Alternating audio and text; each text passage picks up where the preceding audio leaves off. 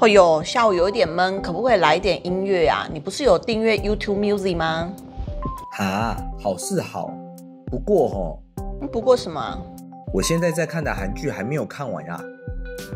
这不是问题啊，我帮你。隔离应用程式音效可以让你一面播放你手机的嗨歌，让大家狂欢之外，又可以在手机上观看你自己喜爱的影音内容 ，Netflix 或者 YouTube， 两边的声音是互不影响的哦。赶快在你的手机上试试隔离应用程式音效吧。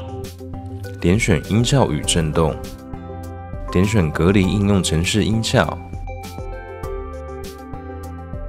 立即开启。在应用程式设定选择 YouTube， 在音讯装置设定选择蓝牙装置。还喜欢今天的分享吗？欢迎按赞加订阅哦！如果你有任何想知道的主题，也欢迎在留言区底下回复。3星小教室，解决你的生活大小事，敬请期待。